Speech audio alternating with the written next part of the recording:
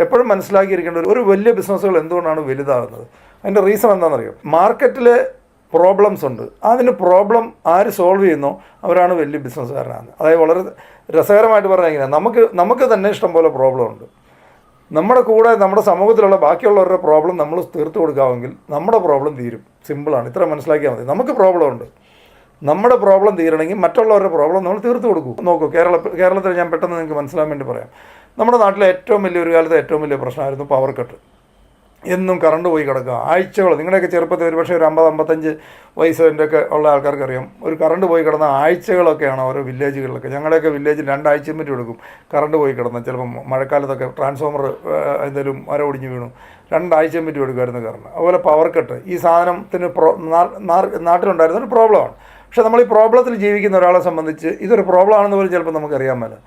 Problem ആണെന്ന് മനസ്സിലാകുന്ന എപ്പോഴാണ് ഇവിടെയുള്ള ആൾക്കാർ ഗൾഫിലൊക്കെ പോയി ജോലി ചെയ്യാൻ തുടങ്ങിയതോടെയാണ് 24 മണിക്കൂറും പവറൊക്കെ ആൾക്കാർ കാണാൻ തുടങ്ങി, 24 hours കറണ്ട് കാണാൻ തുടങ്ങി. അവർ നാട്ടിൽ തിരിച്ചു വന്നപ്പോൾ തന്നെ ഓയ്യോ ഇവിടുത്തെ ജീവിതം എങ്ങനെയാണ്, വീട്ടിൽ ചെന്നാൽ കറണ്ട് ഉണ്ടാവില്ല, എന്ത് ചെയ്യാൻ പറ്റും, ഇത് കാണാൻ തുടങ്ങിയത്.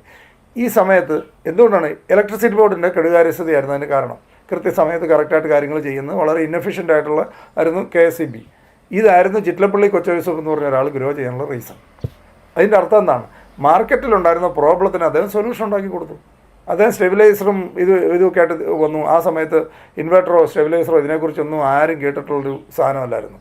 അപ്പോൾ ആ സമയത്ത് മാർക്കറ്റിലുണ്ടായിരുന്ന പ്രോബ്ലത്തിന് സൊല്യൂഷനായിട്ട് അദ്ദേഹം വന്നു. അദ്ദേഹം കോടീശ്വരനായി. സിമ്പിളാണ്. കാർ പോലും ഇല്ലാത്തൊരു കമ്പനി ലോകത്തെ ഏറ്റവും വലിയ ഫ്ലീറ്റ് ഓണറായി മാറിയത് എന്തുകൊണ്ടാണ്? നമ്മളൊരു ടാക്സി വിളിക്കാൻ ചെയ്താൽ അന്യായമായിട്ട് ചാർജ് ചോദിക്കുന്നു, ഡ്രൈവർമാർ വഴക്ക് പിടിക്കുന്നു. ഞാൻ അടുത്ത കാലത്ത് ബാംഗ്ലൂർ പോയപ്പം 30 വർഷത്തിന് മുമ്പ് ബാംഗ്ലൂർ ഓട്ടോറിക്ഷ പോയതിനേക്കാൾ കുറഞ്ഞ രൂപയ്ക്ക് ഈ അടുത്ത കാലത്ത് ബാംഗ്ലൂരിൽ AC കാറിൽ യാത്ര ചെയ്തു. ഉബർ വന്നുകൊണ്ടാണ്. 30 വർഷത്തിന് മുമ്പ് ഒരു ഓട്ടോക്കാരൊക്കെ അവിടെ നിന്ന് വഴക്ക് പിടിച്ച് നമ്മളോട് ട്രെയിനിൻ്റെ ടൈമായി അല്ല വണ്ടിയുടെ ടൈമായെന്ന് പറഞ്ഞാൽ അമ്മ ട്രാഫിക് ബ്ലോക്കിലൊക്കെ ഇട്ട് ആ ലാസ്റ്റ് മിനിറ്റിൽ അവിടെ കൊണ്ട് എത്തിക്കും. നമുക്ക് അവരോട് ബാർഗൈൻ ചെയ്യാനോ പിടിക്കാനോ ഒന്നും ടൈമില്ലാതെ എന്നിട്ട് അന്യായമായിട്ട് പൈസ ചോദിക്കും. ഈ പ്രശ്നത്തിൻ്റെ സൊല്യൂഷനാണ് ഈ ഉബർ വന്നപ്പോൾ കൃത്യമായിട്ടുള്ള സാധനം, ഏത് വണ്ടിയാണ്, അതിൻ്റെ റേറ്റ് എത്രയാണ്, ഡ്രൈവറുടെ ഫോൺ നമ്പർ എത്രയാണ്, മുഴുവൻ ഡീറ്റെയിൽസ് എടുത്ത് കയ്യിലേക്ക് തരുന്നു.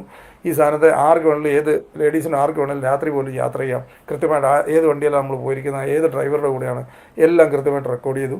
കൃത്യമായിട്ടുള്ള റേറ്റ്. ഇതാണ്. അവർക്ക് ഒരു കാർ പോലും ഇല്ലാത്ത ആൾക്കാരാണ് ലോകത്തെ ഏറ്റവും വലിയ ഫ്ലീറ്റ് ഓണറായത്.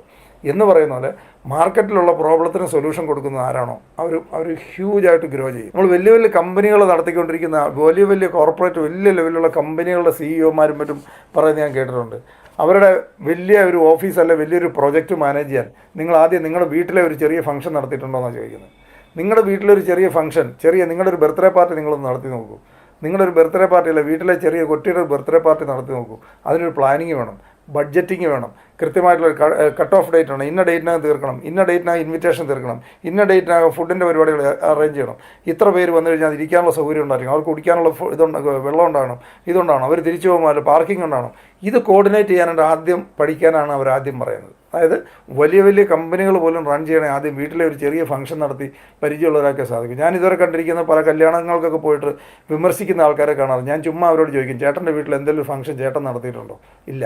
അത് നടത്തിയിട്ടില്ലാത്തവൻ അവിടെയൊക്കെ പോയി അഭിപ്രായം പറയും. അപ്പോൾ ഇവരൊന്നും അല്ല ജീവിതത്തിൽ ലോകത്തിൽ മാറ്റം ഉണ്ടാക്കുന്ന ഒരു കാര്യം വ്യക്തമായിട്ട് ക്ലാരിറ്റിയോട് കൂടി അതിനുവേണ്ടി ഡെഡിക്കേറ്റ് ചെയ്യുന്ന ആൾക്കാർക്കുള്ളതാണ് ലോകം. അങ്ങനെയുള്ള ആൾക്കാരാണ് വലിയ സക്സസ് ഉണ്ടാക്കുന്നത്.